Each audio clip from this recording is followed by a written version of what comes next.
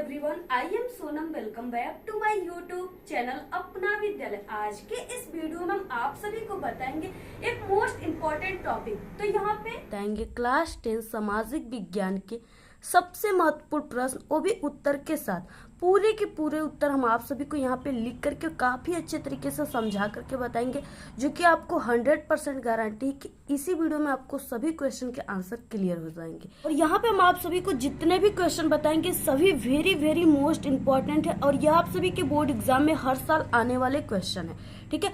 और इस बार आप सभी के बोर्ड परीक्षा में 100% गारंटी बिल्कुल पक्का आएगा। आप सभी के बोर्ड के पेपर में सभी क्वेश्चन छपे रहेंगे, जो भी क्वेश्चन हम आप सभी को इस वीडियो में बताने वाले, ठीक है। क्योंकि सभी क्वेश्चन एनसीईआरटी के, और आप सभी का जो क्लास 10 का बोर्ड का पेपर बनता है वो सिर्फ एनसीईआरटी क्वेश्चन से बुक से ही बनते हैं। अगर आप लोग इन सभी क्वेश्चन के आंसर को तैयार कर लेते हो तो आप सभी का इस बार बोर्ड एग्जाम में सोशल साइंस में 70 नंबर बिल्कुल पक्का है। तो अगर आप लोग भी टारगेट बनाए, इस बार आप सभी को बोर्ड एग्जाम में 95% लाकर एक टॉपर स्टूडेंट बनना है, तो आप लोग इस पूरे वीडियो को बिना स्किप के लास्ट तक देखिएगा। यहाँ पे सबसे फर्स्ट क्वेश्चन है, और ये क्वेश्चन वेरी मोस्ट इम्पॉर्टेंट है, आपके एग्जाम में कंटिन्यू आता है, ठीक है। सबसे फर्स्ट क्वेश्चन है कि फ्रांस की क्रांति कब शुरू हुई। और देखिए यहाँ पे हम आप सभी को जितने भी क्वेश्चन बताएंगे सभी क्वेश्चन 4 नंबर वाले क्वेश्चन रहेंगे, ठीक है। और आपको 6 नंबर वाले क्वेश्चन भी बताएंगे। तो यहाँ पे क्या है, सबसे पहला है कि फ्रांस की क्रांति कब शुरू हुई, और फ्रांस की क्रांति के 2 परिणाम, ठीक है। आपको यहाँ पे ये देखना है कि इसमें परिणाम पूछ रखा है, ठीक है, कारण नहीं पूछा है। तो आपको यहाँ पे परिणाम लिखना है, यानी क्रांति के होने के बाद जो परिणाम निकल कर सामने आता है वो यहाँ पे पूछ रखा है। तो सबसे पहले देखिए, ये जो फ्रांस की क्रांति हुआ था ये कब हुआ था, सबसे पहले आपको यही जानना जरूरी है। तो फ्रांस की क्रांति जो हुआ था वो 5 मई को, ठीक है, और 1789 ईस्वी को प्रारंभ हुआ था। यानी 1789 ईस्वी को ये जो फ्रांस की क्रांति है वो शुरू हो गया था। और ये देखिए, ये आप सभी के ऑब्जेक्टिव क्वेश्चन में भी आता है, इसलिए आपको इसको काफी ध्यान से समझना है। अब देखिए, फ्रांस की शोचनीय आर्थिक स्थिति क्रांति का मूल कारण थी। यानी इसका कारण क्या था कि जो फ्रांस की शोचनीय आर्थिक स्थिति हो गई थी, जो यहाँ पे फ्रांस का राजा लुई 16वां था। ये जो लुई 16वां था फ्रांस का, ठीक है, राजा था। ये लुई 16वां और इसकी पत्नी फ्रांस के जितने भी पैसे थे वो अत्यधिक अपने ऊपर फिजूल खर्ची करते थे, ठीक है। यानी जो लुई 16वें की पत्नी थी वो बहुत ही महंगे बड़े पाव मिलते थे उस समय, वो खाती थी, और काफी यानी विलासिता से फ्रांस के पूरे पैसे को अपने ऊपर खर्च कर देते थे। ये दोनों ने मिलकर के पूरे पैसे खर्च कर दिए। फिर उसके बाद फ्रांस के शासन काल को चलाने के लिए, ठीक है, राज्य व्यवस्था को अच्छे से चलाने के लिए क्या हुआ कि पैसों की प्रॉब्लम हो गई, ठीक है। पैसे सब खत्म हो गए तो शासन व्यवस्था कैसे चलेगी। तो इससे क्या हुआ कि यहाँ पे फ्रांस के शासन को चलाने के लिए पैसों की काफी ज्यादा प्रॉब्लम हो गई, बहुत ही आर्थिक स्थिति हो गई, शोचनीय स्थिति हो गई, ठीक है। और यही कारण हो गया, यानी इसी कारण से फ्रांस की क्रांति शुरू हो गई। जब आर्थिक स्थिति हो गई तो ये जो लुई 16वां है, इन्होंने क्या किया कि जितने भी इस फ्रांस में जितने भी मजदूर थे, मजदूर वर्ग, किसान थे, उस पे ये लुई 16वां, ठीक है, अपने पैसों की पूर्ति के लिए ये उन पे कर लगाने लगा। अब जो किसान होते, मजदूर होते, ये बहुत ही गरीब होते हैं, ये अपने डेली जीविका को चलाने के लिए पैसे कमाते हैं, तो वो कर कहाँ से भरेंगे। और ये जो लुई 16वां है राजा, ये क्या किया कि सिर्फ किसान और मजदूरों पर ही ऐसे कर लगाया, और जो अमीर लोग थे, ठीक है, अमीर वर्ग में थे, उच्च वर्ग में थे और मध्य वर्ग में थे, उनको उनके ऊपर कोई भी कर नहीं लगाया। इससे जो फ्रांस के मजदूर और किसान वर्ग थे उनके अंदर असमानता की भाव उत्पन्न हो गई, जो कि क्रांति का कारण बन गया, ठीक है। तो ये तो क्रांति का कारण था। इसके बाद देखिए, अब यहाँ पे फ्रांस की क्रांति का परिणाम क्या है, क्योंकि क्वेश्चन में परिणाम ही पूछ रखा है। तो यहाँ पे देखिए, इस क्वेश्चन में 2 क्वेश्चन था। एक तो फ्रांस की क्रांति कब शुरू हुई, तो ये हमने आप सभी को बता दिया। और इसके बाद दूसरा क्वेश्चन था कि फ्रांस की क्रांति के 2 परिणाम बताइए। तो आप सभी को फ्रांस की क्रांति के परिणाम हेडिंग डालना है, ठीक है। यहाँ पे पहला है कि फ्रांस से निरंकुश राजतंत्र का अंत हो गया, ठीक है। जो निरंकुश राजतंत्र था, यानी फिजूल खर्ची करते थे, अपने के ही सिर्फ अपने परिवार के बारे में सोचते थे, शासन के बारे में नहीं सोचते थे, जनता के बारे में, उसका क्या हो गया, अंत हो गया क्रांति होने के बाद। यानी फ्रांस की क्रांति 5 मई 1789 ईस्वी में होने के बाद निरंकुश राजतंत्र का अंत हो गया। क्रांति ने समानता, स्वतंत्रता तथा भ्रातृत्व, ठीक है, भावनाओं का विकास कर दिया। समानता हो गई, यानी सबके ऊपर कर लगेगा तो सभी के ऊपर लगेगा, अमीर गरीब सबके ऊपर। और स्वतंत्रता, सभी लोग, ठीक है, अपने से कुछ भी कमा सकते, खा सकते, कुछ भी कर सकते हैं। तो इस तरह से स्वतंत्रता हो गया। और यहाँ पे भाईचारों का भी, यहाँ पे भावनाओं का विकास हो गया। नेक्स्ट है यहाँ पे तीसरा की न्याय व्यवस्था का पुनर्गठन हुआ। यानी जो न्याय व्यवस्था था उसका सुचारू रूप से फिर से गठन हुआ और पूरे देश में समान कानून संहिता को लागू किया गया। तो ये क्या है, ये फ्रांस की क्रांति के परिणाम। काफी इंपॉर्टेंट है, आप लोग इसको तैयार कर लीजिएगा, बहुत ही अच्छा है। इसके बाद यहाँ पे नेक्स्ट क्वेश्चन है, 19वीं सदी में यूरोप में राष्ट्रवाद के विकास के कारणों के लिए उत्तरदायी किन्हीं 4 कारणों को लिखिए। बहुत ही इंपॉर्टेंट क्वेश्चन है। तो यहाँ पे देखिए, पहला कारण है कि फ्रांसीसी क्रांति का प्रभाव। यानी जो फ्रांसीसी क्रांति हुआ था 5 मई 1789 ईस्वी में, उसका यहाँ पे प्रभाव था, ठीक है। नेक्स्ट है औद्योगिकरण एवं मध्य वर्ग का प्रभाव। औद्योगिकरण यानी काफी ज्यादा जो भी फैक्ट्रिया वगैरह है, काफी अच्छे तरीके से यहाँ पे औद्योगिकरण हो गया। और मध्य वर्ग के जो थे उनके प्रभाव। नेक्स्ट है यहाँ पे रूमानीवाद का प्रभाव, ठीक है। रूमानीवाद का प्रभाव, ये एक वर्ग था, यानी एक संस्कृति था, तो रूमानीवाद का प्रभाव था। नेक्स्ट है उदारीकरण का प्रभाव। तो यहाँ पे 4 इसके क्या थे, कारण थे। नेक्स्ट क्वेश्चन है यहाँ पे प्राकृतिक संसाधन क्या है। तो यहाँ पे देखिए क्वेश्चन बहुत ही अच्छा इंपॉर्टेंट है। प्राकृतिक संसाधन, प्रकृति के द्वारा प्रदान किए गए सभी तत्व जो मनुष्य के लिए क्या हो, उपयोगी होता हो, प्राकृतिक संसाधन कहलाते हैं। जैसे यहाँ पे मिट्टी से क्या होता था, पहले लोग घर बनाते थे और उसमें रहते थे, और अभी भी लोग घर बनाते हैं गाँव में, ठीक है। और इसके बाद जलवायु तो काफी इम्पोर्टेंट है। वर्षा, ये भी काफी इम्पोर्टेंट है। इसके बाद वनस्पति के द्वारा ही लकड़ी बनते हैं, उससे जो भी मेज, कुर्सी, पलंग ये सब बनता है, ठीक है। और वनस्पति से काफी चीजें बनती है। तो ये प्रकृति जो है ये काफी हमारे लिए इम्पोर्टेंट है। और ऊर्जा आदि, ये सब क्या है, प्राकृतिक संसाधन है जो हमें प्रकृति से मिलते हैं। तो ये सब काफी इम्पोर्टेंट है, आप लोग तैयार कर लीजिए। इसके बाद देखिए नेक्स्ट क्वेश्चन क्या है। और देखिए हम आप सभी को, ठीक है, क्लास 10 के सभी इंपॉर्टेंट वायरल पेपर, बोर्ड के पेपर, सभी पेपर आप सभी को हम बता चुके, सभी सब्जेक्ट का। तो आप लोग हमारे चैनल पे विजिट करके सभी पेपर को जरूर देख लीजिए। और ऐसे क्वेश्चन भी हम आप सभी को इंपॉर्टेंट आंसर के साथ बता चुके हैं। सोशल साइंस क्लास 10 के 8 सब्जेक्ट के इंपॉर्टेंट क्वेश्चन को बताएं। अगर आप लोग नहीं देखे हो तो एक बार आप लोग हमारे चैनल पे आइए, ठीक है, सभी विजिट कीजिए, सभी वीडियो को वहां से देख लीजिए। क्वेश्चन है, भारतीय कृषि की कोई 3 विशेषताएं लिखिए। अब देखिए यहाँ पे भारतीय कृषि के 3 विशेषताएं क्या है। तो यहाँ पे भारतीय कृषि की 3 विशेषताएं इस प्रकार है। तो फर्स्ट है यहाँ पे उर्वरकों और रासायनिक खाद का प्रयोग न करने के कारण भूमि की उत्पादकता कम तथा फसल उत्पादन भी कम होता है। अब देखिए यहाँ पे क्या है कि जो भारत के किसान है, ठीक है, वो काफी गरीब हैं और वो क्या करते हैं, उनके पास उतने पैसे नहीं है कि वो अच्छे से अच्छे अपने फसलों में, ठीक है, उर्वरक यानी अच्छे से अच्छे खादी जो भी है, डाई, यूरिया, ये सब का यूज करे और अच्छी जो है कीटनाशक का यूज करे, दवाइयों का यूज करे, ठीक है, और अच्छे से अच्छे जो फसल है उनको अच्छे से अच्छे जो भी है जिंक, फास्फोट, ये सब, ठीक है, प्रोटीन, विटामिन, ये सब दे, जिससे कि उनके फल काफी अच्छे और मोटे तगड़े अच्छे हो, ठीक है।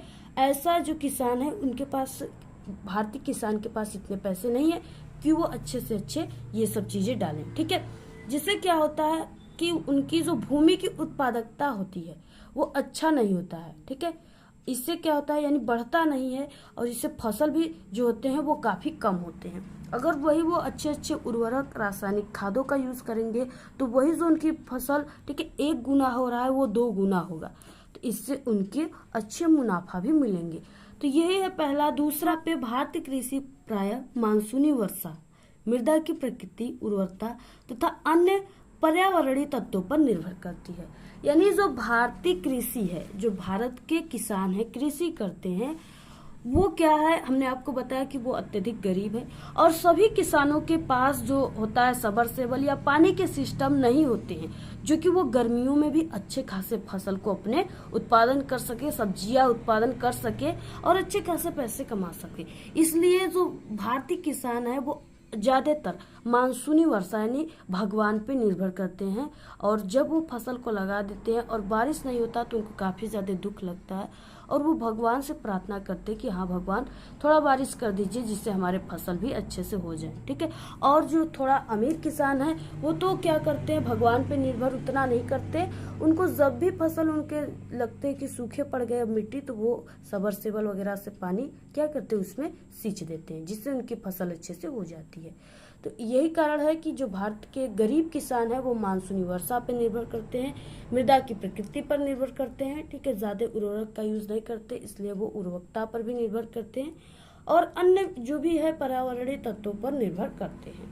नेक्स्ट है यहाँ पे तीसरा, भारत के लोगों का जीवन स्तर निम्न होने के कारण ये लोग आधुनिक कृषि नहीं कर सकते। अब देखिए यहाँ पे आधुनिक कृषि क्या है, जैसे आधुनिक कृषि में क्या है कि अच्छे खासे जो भी है मिट्टी की पलटाव जुताई, ठीक है, अच्छे से होता है। यानी जो मिट्टी की जुताई होती है वो 3 से 4 प्रकार के होते हैं और वो ट्रैक्टर, रोटावेटर ये सब से होते हैं। लेकिन जो भारत के किसान है वो कहीं कहीं आपको भारत में कहीं कहीं ये भी देखने को मिलेगा कि अभी तक बैलों से ही जुताई हो रहा है, अच्छे से अच्छे, यानी मिट्टियों को 3 से 4 बार जुताई कराकर तब उसमें फसल बोना चाहिए। तो भारत के किसान सिर्फ एक ही बार जुतवा देते हैं।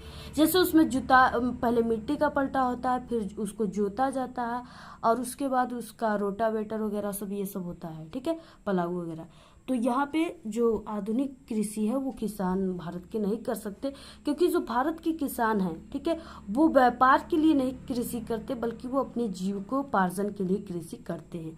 तो इसलिए वो आधुनिक जो भी आधुनिक मशीनें हैं खेती के वो सब ठीक है उपकरणों का यूज वो नहीं कर सकते, क्योंकि उनके पास इतने पैसे नहीं है।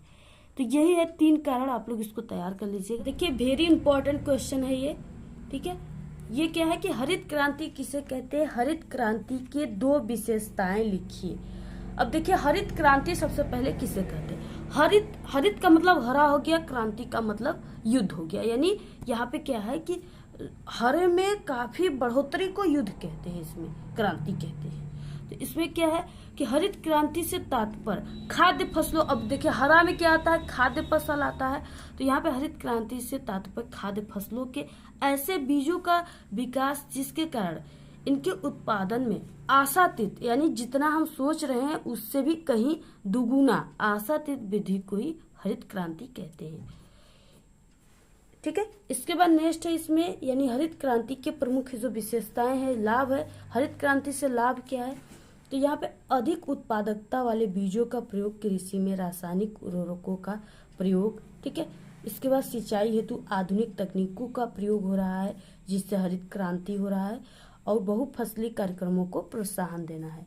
ये सब क्या हरित क्रांति के कारण ही संभव हो पाया है। इसके बाद नेक्स्ट है लॉन्ग क्वेश्चन, प्रथम विश्व युद्ध के किन्हीं 3 परिणामों का उल्लेख कीजिए। ठीक है, 6 नंबर का क्वेश्चन है, काफी इंपॉर्टेंट क्वेश्चन है। पहला यहाँ पे जैसे प्रथम विश्व युद्ध के परिणाम क्या थे, प्रथम विश्व युद्ध की घटना ने यूरोप की ही नहीं बल्कि संपूर्ण विश्व की आर्थिक, राजनीतिक, सामाजिक दिशा को बदल दिया। ठीक है, क्योंकि क्रांति होता है कोई भी तो यहाँ पे आर्थिक, राजनीतिक और सामाजिक दिशा जरूर बदल जाते हैं। तो यहाँ पे देखिए हम आप सभी लोगों के लिए इतना मेहनत से यहाँ पे लिख करके अच्छे से वीडियो आप सभी को समझा कर यहाँ पे बनाते हैं। ठीक है, काफी स्ट्रगल करते हैं, मेहनत करते हैं। तो आप लोगों का भी थोड़ा बहुत कर्तव्य होता है कि आप लोग इस वीडियो को अपने सभी दोस्तों में जरूर शेयर कीजिए। ठीक है, जो भी है व्हाट्सएप ग्रुप या टेलीग्राम पे सभी को शेयर कीजिए, क्योंकि जितने भी हम क्वेश्चन बताते हैं वो 100% आप सभी के एग्जाम में आएंगे। हर साल हमारे चैनल से पढ़ने वाले स्टूडेंट न कि सिर्फ जिला टॉप बल्कि प्रदेश टॉपर भी बनते हैं। तो आप लोग भी हमारे चैनल से क्लास 10 की संपूर्ण तैयारी करते हो तो आप सभी का इस बार बोर्ड एग्जाम में 95% नंबर बिल्कुल पक्का है। राजनीतिक परिणाम पहला है यहाँ पे इसके परिणाम, तो इसमें क्या है कि राष्ट्रीय एवं अंतर्राष्ट्रीय, ठीक है, राजनीतिक पर विश्व युद्ध का अनेक तरीकों से प्रभाव पड़ा है। यहाँ पे राजनीतिक परिणामों ने संपूर्ण विश्व की व्यवस्था ही बदल दिया है। जो राजनीतिक क्रांति हुआ, राजनीतिक परिणाम जो आया वो क्या किया, संपूर्ण विश्व की जो व्यवस्थाएं हैं वो बिल्कुल बदल दिया। इन परिणामों में राजतंत्री सरकारों का पतन हो गया और जनतंत्री भावनाओं का विकास हो गया। जो राजतंत्री सरकार थी उसका क्या हो गया, पतन हो गया। इसलिए अब क्या है, जनतंत्री भावना का विकास हो गया, यानी जनता के द्वारा मंत्री बनाए जाते हैं जो भी है। राष्ट्रीयता की भावनाओं का विकास हो गया, अंतर्राष्ट्रीयता की भावनाओं का विकास, ठीक है। और यहाँ पे अधिनायकवाद का भी विकास हो गया। नेक्स्ट, आर्थिक परिणाम। प्रथम विश्व युद्ध के पश्चात विश्व के सभी राष्ट्रों को महान आर्थिक क्षति का सामना करना पड़ा, ठीक है। आर्थिक परिणाम का मतलब क्या हुआ, देश का आर्थिक स्थिति आ गया, यानी उसमें गरीबी आ गई, शोचनीय स्थिति आ गई, ठीक है। तो वही यहाँ पे बोला है, आर्थिक क्षति का सामना करना पड़ा, जिसमें प्रत्यक्ष रूप से लगभग 10 खरब रुपए, यानी कितने, 10 खरब, बहुत बड़े रकम है, व्यय हुए तथा अप्रत्यक्ष रूप से किए गए व्ययों का तो कोई अनुमान लगाना असंभव सा प्रतीत होता है। विश्व युद्ध के बाद आर्थिक क्षति के प्रमुख कारण उत्पादन क्षमता का ह्रास हो गया, वस्तुओं के मूल्यों में वृद्धि हो गई, ठीक है। और राष्ट्रीय ऋण भार, जनता पर विभिन्न करों का भार, सब क्या हो गया, बढ़ गया। अब इसके बाद देखिए तीसरा है सामाजिक परिणाम, ठीक है। प्रथम विश्व युद्ध के पश्चात कई सामाजिक परिणाम भी प्रत्यक्ष एवं अप्रत्यक्ष रूप से सामने आए, जैसे जनहानि, महिलाओं के सामाजिक स्तर में सुधार, जाति कटुता की भावनाओं में कमी, श्रमिकों में जागृत शिक्षा की प्रगति एवं विकास आदि थे, ठीक है। आप लोग इन सभी क्वेश्चन जितने भी यहाँ पे हम बताए सभी को आप लोग तैयार कर लीजिए। सभी क्वेश्चन वेरी इंपॉर्टेंट थे और आप सभी के एग्जाम में 100% गारंटी पक्का आएगा, और आप लोग सभी क्वेश्चन को तैयार कर लीजिए। और ऐसे ही सभी सब्जेक्ट के क्वेश्चन आते रहेंगे, चैनल को तुरंत सब्सक्राइब कीजिए। और अगर आप सभी लोग को इन सभी जितने भी क्वेश्चन थे सभी का PDF चाहिए तो आप लोग हमारे टेलीग्राम चैनल को ज्वाइन कीजिए, उसका लिंक आपको इस वीडियो के डिस्क्रिप्शन में मिल जाएगा। आज के इस वीडियो में सिर्फ इतना ही। आपको ये वीडियो कैसा लगा, अगर वीडियो पसंद आए तो एक बड़ा सा लाइक कर दे, चैनल पे नए तो सब्सक्राइब करके बेल आइकन को जरूर प्रेस कर दें, और इस वीडियो को प्लीज आप लोग अपने सभी दोस्तों में शेयर कीजिए और कमेंट करना बिल्कुल मत भूलिए। Thanks, all the very best, bye bye.